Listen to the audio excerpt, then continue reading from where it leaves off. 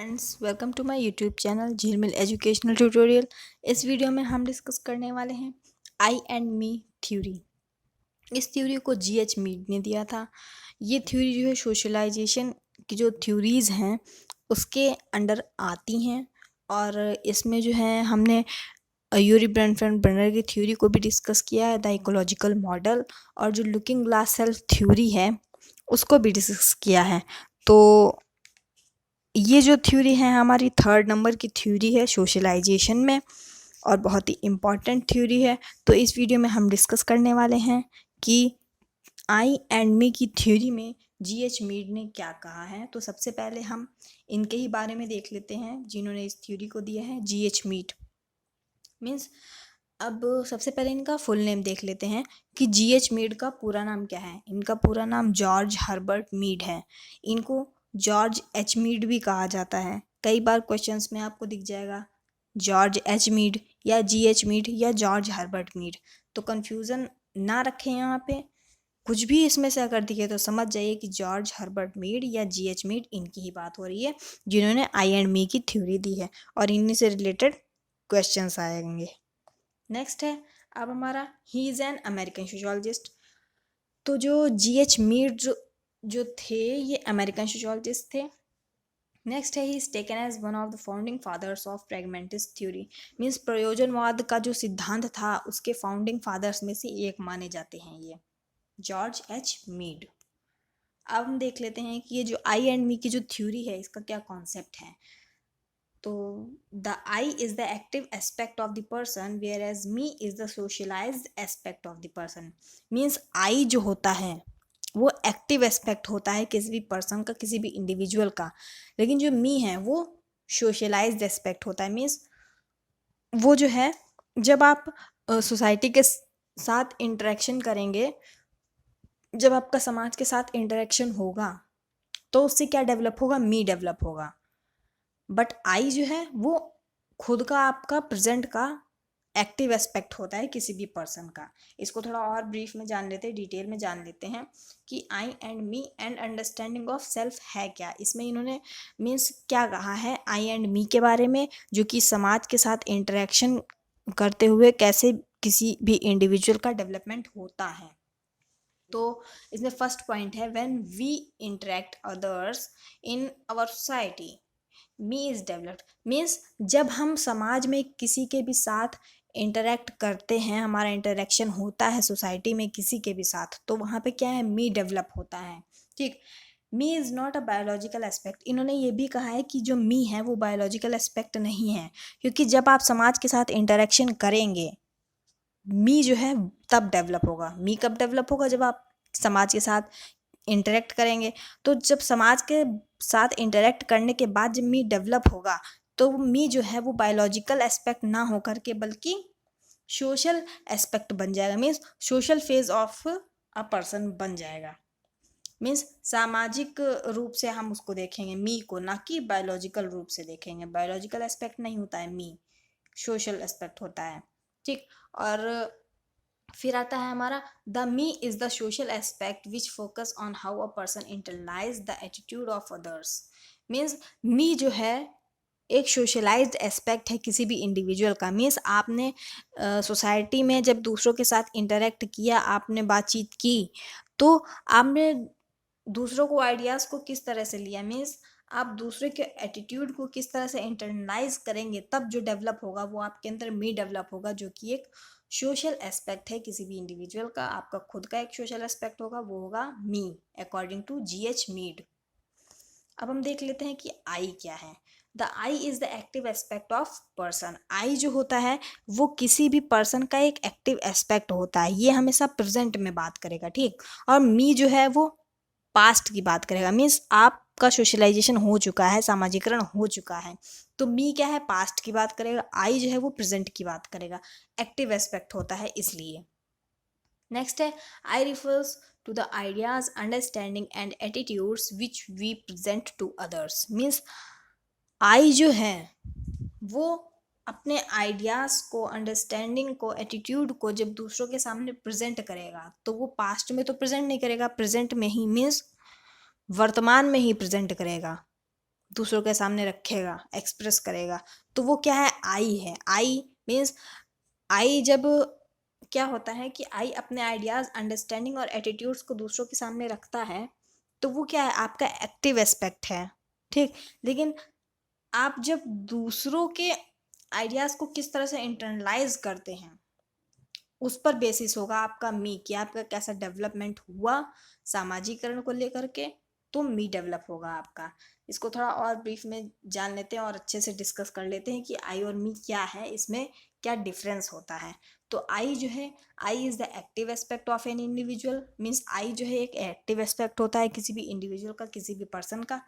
Where as me जो है, me is the socialised aspect of an individual. Me जो है किसी भी पर्सन का सोशलाइज्ड एस्पेक्ट है, मीन्स आपने जब सोसाइटी के साथ इंटरेक्ट किया, आपका इंटरेक्शन हुआ समाज में किसी के साथ, तब जो आपका जिस टाइप से डेवलपमेंट होगा, तो वो क्या आपके अंदर मी डेवलप होगा, ना कि आई। आई जो है वो तो एक्टिव एस्पेक्ट है, लेकिन जब सोशलाइज्ड हो चुका है, पास्ट में हो गया ना, वो तो सोशलाइजेशन हो चुका, आपका सामाजिकरण हो चुका, तब आपके अंदर मी डेवलप हुआ। मी कब डेवलप हुआ, जब आपने किसी के साथ सोसाइटी में इंटरेक्ट किया, तब आपका मी डेवलप हुआ।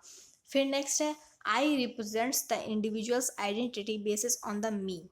ठीक।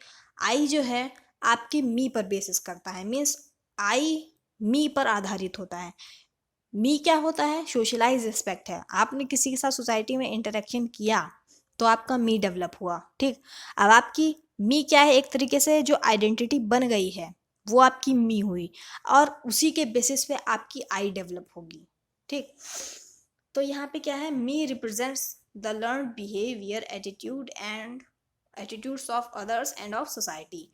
मीन्स कि जो मी होता है वो जो है लर्नड बिहेवियर को रिप्रेजेंट करता है, दूसरे को एटीट्यूड को रिप्रेजेंट करता है, सोसाइटी का क्या एटीट्यूड है आपके प्रति, या दूसरे का क्या एटीट्यूड है आपके प्रति। आपने दूसरे से जो बिहेवियर सीखा, एटीट्यूड सीखा, सोसाइटी से जो भी आपने कुछ सीखा, ठीक, उससे आपका मी डेवलप होगा। तो मी क्या है, सोशलाइज एस्पेक्ट हो गया, क्योंकि आपने समाज में इंटरेक्शन से वो चीज़ें सीखी हैं, तो वो आपका मी हो गया। आई क्या है, आपका एक्टिव एस्पेक्ट है, जो कि मी पर बेसिस होता है। आपने मी में सोसाइटी के साथ इंटरेक्शन से आपने जो कुछ भी सीखा, उस पर बेसिस होगा आपका आई। मीन्स आपने अगर सोसाइटी में अच्छी आइडेंटिटी बना रखी है, आपने अच्छी अच्छी चीज़ें सीखी हैं, बिहेवियर आपका अच्छा है, एटीट्यूड अच्छे हैं आपके सोसाइटी के प्रति और सोसाइटी में जो सब लोग हैं उनके साथ, तो क्या है, आपका आई भी अच्छा ही डेवलप होगा। नेक्स्ट है, it refers to present and future. Means I जो होता है वो प्रेजेंट की बात करता है। ठीक। क्योंकि अब आप जब हम अपने आइडियाज़ को किसी के सामने रखते हैं, वो प्रेजेंट में ही तो रखते हैं, पास्ट या फ्यूचर में तो रखेंगे नहीं। फ्यूचर में भी कभी कभी हो सकता है, लेकिन पास्ट में तो कभी भी नहीं होगा, क्योंकि आई जो है वो एक्टिव एस्पेक्ट है, और अपने आइडियाज़ को जब हम किसी के सामने रखेंगे, एक्सप्रेस करेंगे थॉट्स को, आइडियाज़ को, तो वो क्या है, प्रेजेंट में होगा, प्रेजेंट की बात करता है आई। और मी जो है वो पास्ट की बात करेगा, क्योंकि आप यहाँ पे सोसाइटी से कुछ चीज़ें सीख चुके हैं, बिहेवियर सीख चुके हैं, एटीट्यूड सीख चुके हैं, तो वहाँ पे क्या है कि आपका सामाजिकरण हो चुका है। आपने समाज से इंटरेक्शन करके जो चीज़ें सीखी हैं, उससे आपका मी डेवलप हुआ, और उसी मी पे आपका आई आधारित होगा। आई जो है वो उसी पे बेसिस होगा, उसी के आधार से डेवलप होगा। तो ये जो था हमारा, ये डिफरेंस था कि आई और मी में क्या डिफरेंस होता है, क्या होता है आई, और मी क्या होता है। अब हम देख लेते हैं, इन्होंने जो जॉर्ज एच मीड हैं, इन्होंने 3 स्टेजेस दी हैं सेल्फ डेवलपमेंट की। मीन्स आप जब सोसाइटी में इंटरेक्ट करते हैं, इंटरेक्शन होता है आपका किसी के साथ, तो आपका सेल्फ कैसे डेवलप होगा, जो सेल्फ डेवलप होगा वही तो आपका मी है।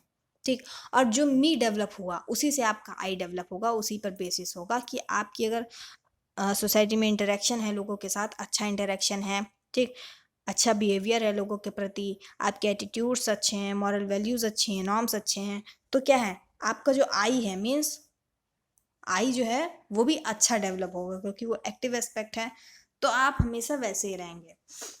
फिर अब जो 3 स्टेजेस हैं इनके सेल्फ डेवलपमेंट की, उसको भी देख लेते हैं, इन्होंने कौन कौन सी स्टेजेस दी हैं। यहाँ पे फर्स्ट स्टेज है प्रिपरेटरी स्टेज, जो कि 0 to 2 years तक रहती है। इसमें क्या है, चाइल्ड स्टार्ट्स टू कॉपी और इमिटेट अदर्स बिहेवियर। मीन्स बच्चा जो होता है 0 to 2 years का जो टाइम पीरियड है वो कौन सी एज है? इन्फेंसी स्टेज ही तो होती है। तो इन्फेंसी स्टेज में बच्चा क्या करता है? इमिटेट करता है, दूसरों को देख देख के अनुकरण करके सीखता है। तो क्या है, मीन्स यहाँ बच्चा जो है दूसरों को इमिटेट करेगा, कॉपी करेगा उनके बिहेवियर को। तो सबसे ज़्यादा मैटर क्या करता है? उसका एनवायरनमेंट बच्चे का। तो इन्वायरमेंट बहुत ज़्यादा इंपॉर्टेंट है प्रिपरेटरी स्टेज में, क्योंकि बच्चे को जिस टाइप से इन्वायरमेंट मिलेगा उसका उसी टाइप से डेवलपमेंट होगा। वो अपने आसपास में होने वाले बिहेवियर को ही इमिटेट करेगा, उसको सीखेगा, एटीट्यूड्स को सीखेगा लोगों के। ठीक, उसके आसपास के लोग जैसा बोलते हैं वो वैसा बोलना सीखेगा, जैसा लोग बिहेवियर कर रहे हैं उसके साथ वैसा वो बर्ताव करना सीखेगा। फिर जैसे उनके मॉरल वैल्यूज़ हैं, नॉर्म्स हैं, एटीट्यूड्स हैं, वैसे ही बच्चा जो है उसको इमिटेट करेगा, अनुकरण कर करके सीखेगा। तो ये क्या है, प्रिपरेटरी स्टेज में होता है कि यहाँ पे क्या है, बच्चा अपने आसपास के इन्वायरमेंट में इमिटेट कर करके सीखता है। ठीक, फिर नेक्स्ट है हमारा प्ले स्टेज, जो कि सेकेंड स्टेज। ये स्टेज 2 to 6 years तक रहती है। मीन्स 2 से 6 वर्ष की अवस्था तक प्ले स्टेज रहती है। इस स्टेज में क्या है, child starts role playing. Means आपने छोटे बच्चों को देखा होगा कि वो मीन्स डॉक्टर वाला खेलने लगते हैं, कभी टीचर वाला खेलने लगते हैं, ठीक, कभी मम्मी पापा वाला खेलते हैं। तो क्या है, मीन्स यहाँ पे पापा का रोल प्ले कर रहा है कोई बच्चा, मम्मी का रोल प्ले कर रहा है, या डॉक्टर वाला खेल है तो डॉक्टर का रोल प्ले करेगा। ठीक है, और सबसे ज़्यादा बच्चे जो हैं अपने टीचर को इमिटेट करते हैं, अपने टीचर का कॉपी करते हैं। तो मीन्स क्या है, अगर बच्चों से पूछो तो वो अपनी टीचर की एक्टिंग करके दिखा देंगे कि उनका टीचर जो है कैसे रिएक्ट करता है, कैसे मीन्स उसके हाव भाव रहते हैं, एक्सप्रेशंस रहते हैं, वो उसकी टू कॉपी करके दिखा देगा। तो यहाँ पे क्या है, बच्चा रोल प्ले करने लगता है, अपने टीचर को सबसे ज़्यादा इमिटेट करेगा, उनकी तरह ही बनेगा, उनकी तरह ही बोलेगा, देखेगा, ठीक है, बातचीत करेगा। तो रोल प्ले कर रहा है यहाँ पे टीचर का, अलग अलग हर किसी का रोल प्ले करेगा, कभी मदर का तो कभी फादर का। तो गेम्स के थ्रू यहाँ पे रोल प्ले करता है बच्चा, 0 से नहीं बल्कि 2 से 6 years तक की जो टाइम पीरियड होता है उसमें। तो ये हमारी हो गई प्ले स्टेज। नेक्स्ट है अब हमारी गेम स्टेज।